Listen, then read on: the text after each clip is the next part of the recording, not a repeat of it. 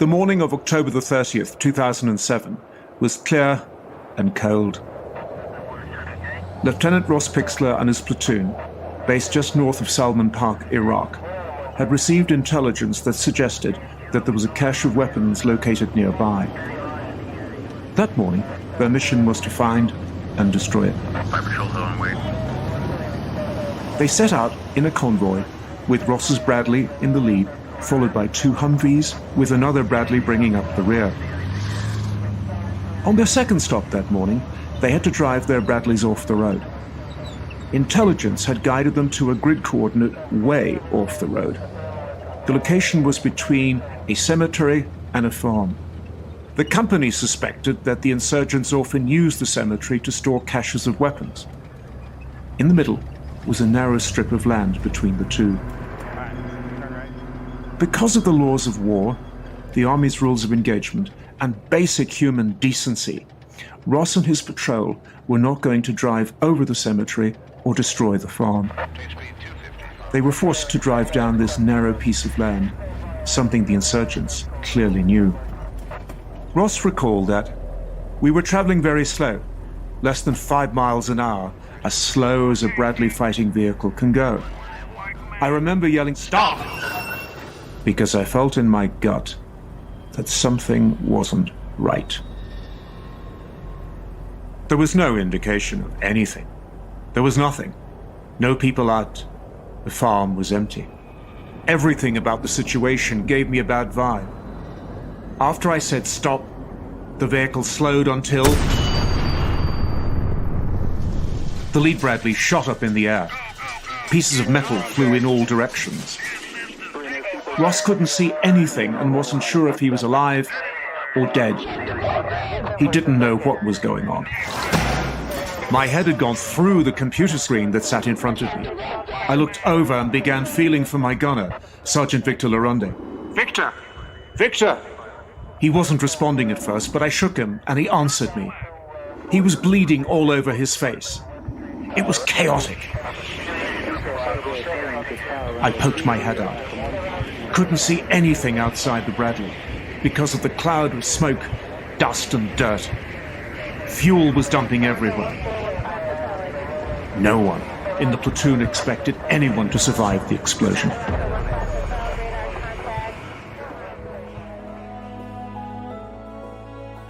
I'm Carrie Varro-Heikes, and welcome to the new Army Matters.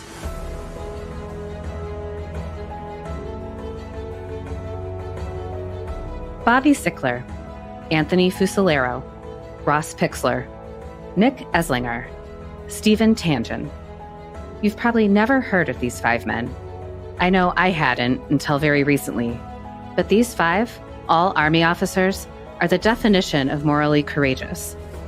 When they each found themselves in the worst possible scenario, on death's door, they responded not with trying to save themselves, but rather the lives of their fellow soldiers and officers.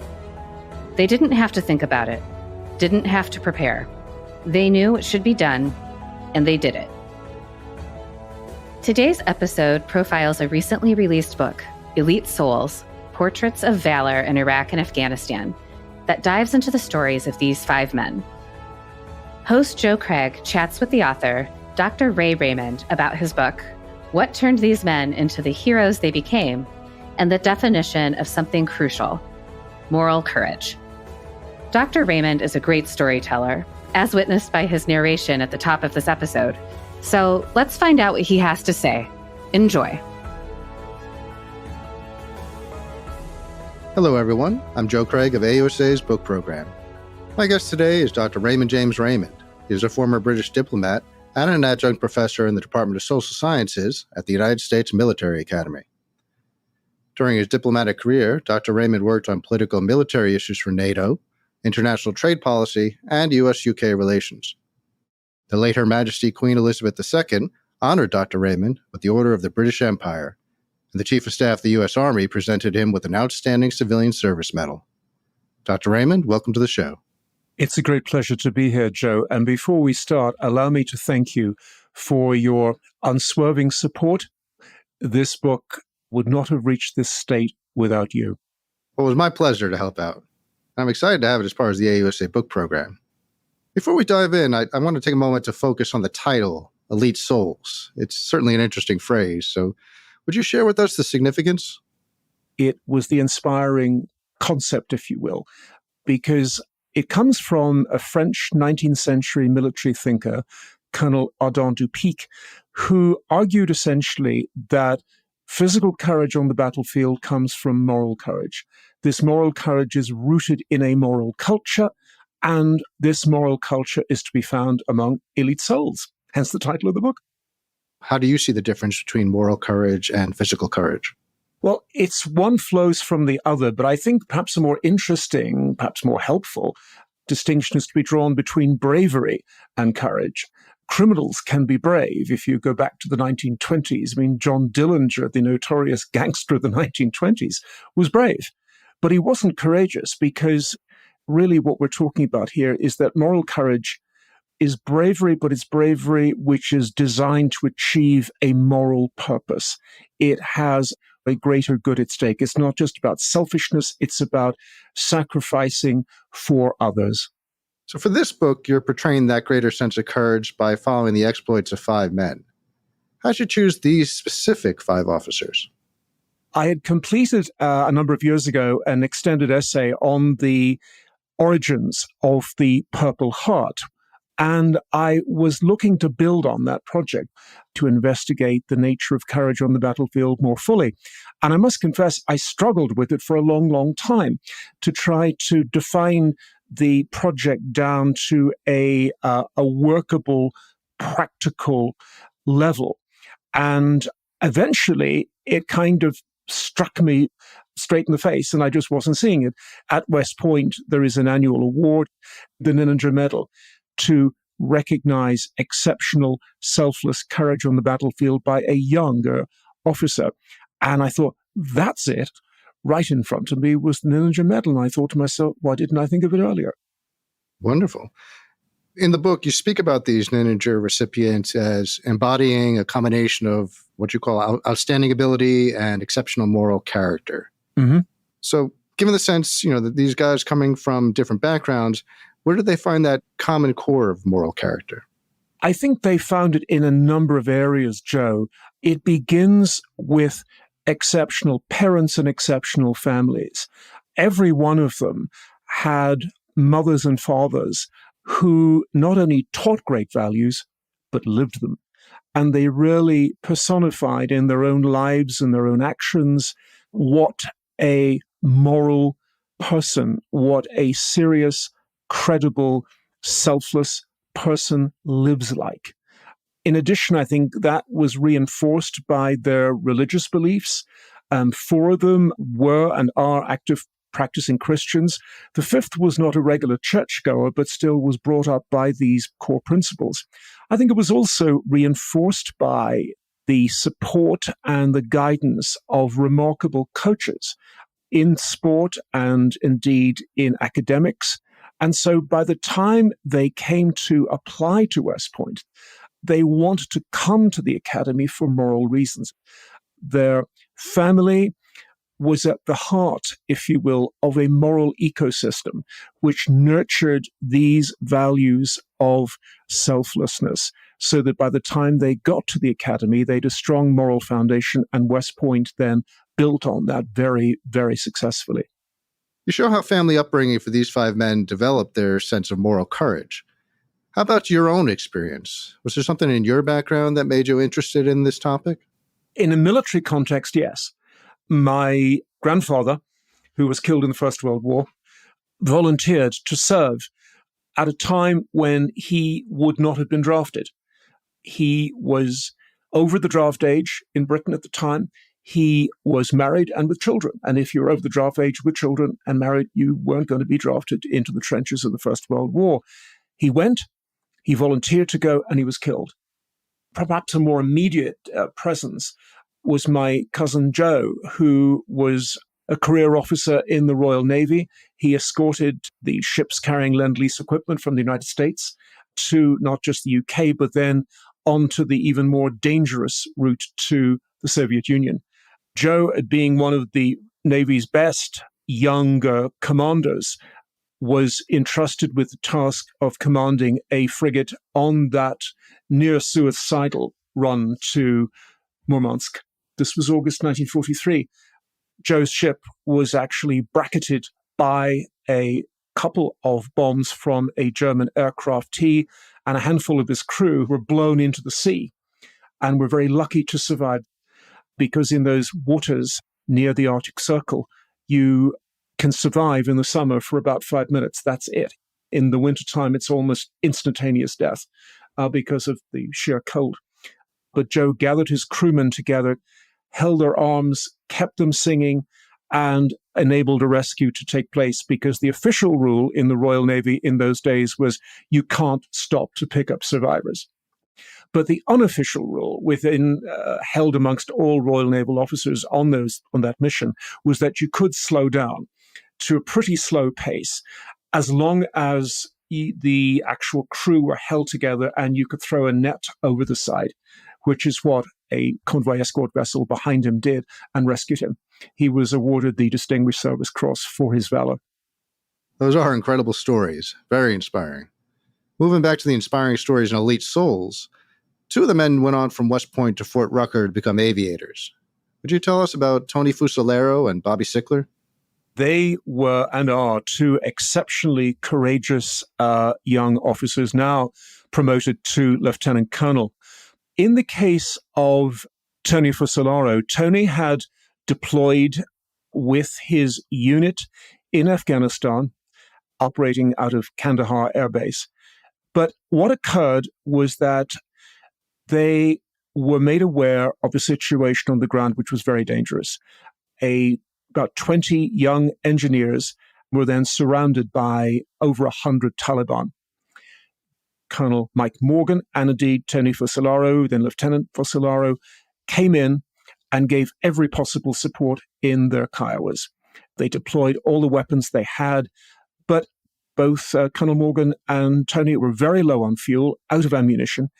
And what they did, both of them, was to turn around and fly into a hail of heavy machine gun fire, anti-aircraft gun fire, with nothing in their hand other than a carbine, or carbine, as Americans would say, firing a carbine to distract the Taliban so that the engineers could get back to their armored vehicles, get turned around, and come out. And that's pretty extraordinary heroism. In Bobby's case, what he did was to recognize a very serious danger, namely a Zoo anti-aircraft weapon system, which would have ripped a Kiowa to pieces. Bobby kept up this pursuit for over 8 hours, tracking them through Mosul. Halfway through the mission, his helicopter was extremely badly damaged and limped back to their base at Mosul Airport. Then, without asking for orders, he simply got out of his helicopter with his co-pilot and ran over to the squadron's spare Kiowa, got in it, took off, and pursued these insurgents again and took them out and protected his squadron's safety. What was interesting was that when he landed, he was afraid that he was going to get bawled out by the colonel for having acted without orders. On the contrary, his squadron commander, Colonel Jameson, was beaming and applauding his courage. It was certainly worth applauding. Now we have to take a quick break, but when we return, we'll hear more about these 5 heroes and what lessons we can learn from them. Have you purchased your AUSA swag yet? Be proud to show your support for AUSA, which in turn shows your support for the U.S. Army and our soldiers. Check out all AUSA swag at shop.ausa.org. We're back with Dr. Ray Raymond to discuss his book, Elite Souls, Portraits of Valor in Iraq and Afghanistan. So, Dr. Raymond, before the break, we were discussing 2 aviators who saved the lives of their fellow soldiers by risking their own lives. 2 of the other men in the book, Nick Esslinger, Stephen Tangen, were infantrymen who led the same platoon in different deployments, one in Iraq and one in Afghanistan. Would you tell us a little bit about their feats of valor? Nick Esslinger was a remarkable young West Point graduate class of 2005. He was deployed to Iraq. He'd only been a platoon commander for a few months in October of 2008.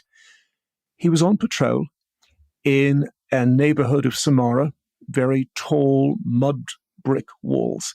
When a grenade came over the wall, his response was to dive on it, to save his soldiers' lives. That is extraordinary. Luckily, it didn't go off. It was an old East German design, and it didn't work the way it was supposed to, thank heavens. Nick threw the hand grenade around the corner of the wall, and then it exploded.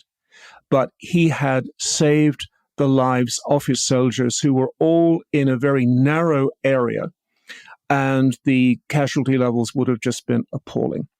In Stephen's case, this was in Afghanistan in 2010, and Stephen was leading an attempt to retake a key valley in Afghanistan, the Ghazi Valley.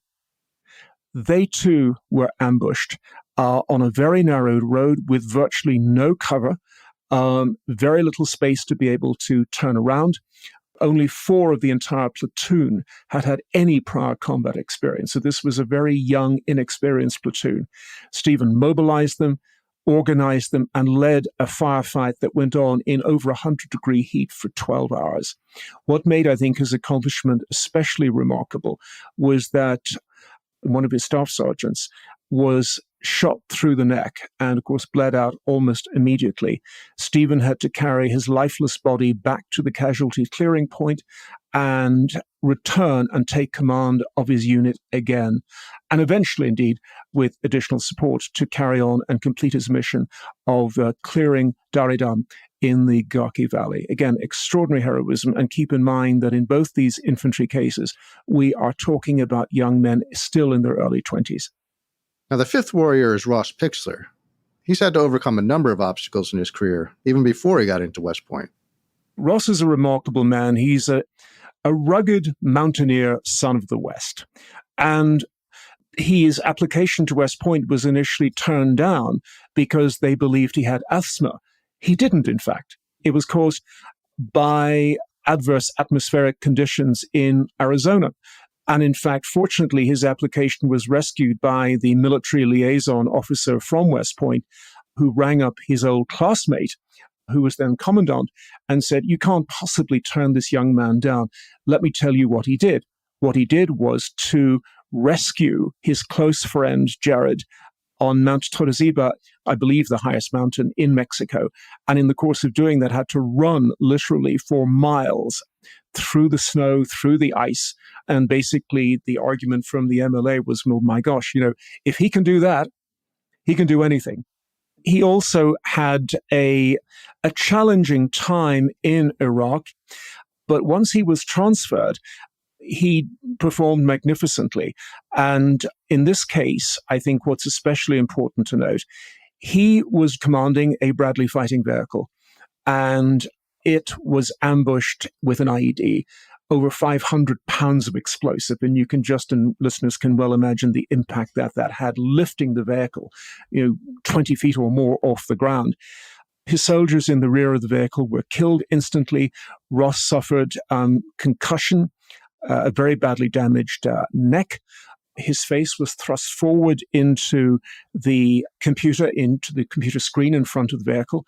And yet he rescued his driver. He rescued his gunner despite suffering these very serious injuries, and led the firefight against the insurgents for over 3 hours until support arrived and the insurgents withdrew, which is quite extraordinary. What lessons do these elite souls have for the rest of us?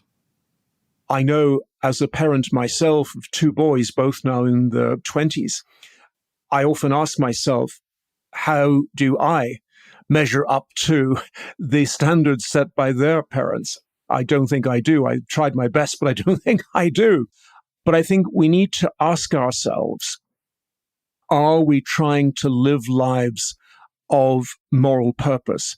Are we not only teaching good values, but are we living them? Are we trying to be selfless? As David Brooks, the great New York Times columnist, who also inspired me greatly, David Brooks makes this point very clearly that, a life worth living is a life of moral purpose, where you are, as a parent, certainly, you are not just teaching good values, but you're really trying to live them. You're trying to show by example the qualities that you want your sons or daughters to grow up to be. And I think that's a tremendously important lesson here in parenting, also to reach out and try to engage your children in activities that will foster that sense of self-discipline, that sense of selflessness. I'm not sure we can bottle the genius of these 5 officers, but I think as parents, all of us, we have to try and guide them to a life of clear moral purpose. One final question. You're able to get these 5 officers to open up and reveal moments that can be quite traumatic. Was it hard to convince them to share their stories with you? Actually, no, because I was very lucky. I had the support of my old and dear friend, then CEO of the Association of Graduates, Colonel retired Bob McClure. Bob knew me for many years because of my work at West Point, trusted me, I trusted him. He, as head of the body awarding the Ninja Medal, wrote to each of the 5, basically attesting to me. Also, I'm deeply grateful to my dear friend and department chair, Colonel Suzanne Nielsen, who also wrote a letter on my behalf. So they had the benefit of that. And then basically, after that, they interviewed me. They wanted to be sure, and I think they were absolutely right, to be sure that I was someone who would tell their story honestly, respectfully, and accurately. And whatever reviews might be, I don't care. What I do care is what the 5 of them thought. I know that getting officers, soldiers to speak about their combat experience is not an easy task. Well, I think they should all be happy with this book. It's a testament to their accomplishments, and more importantly, it's a testament to their moral courage. So thank you, Dr. Raymond, for being our guest today. A privilege and pleasure, Joe. Thank you. Dr. Raymond's new book is Elite Souls, Portraits of Valor in Iraq and Afghanistan.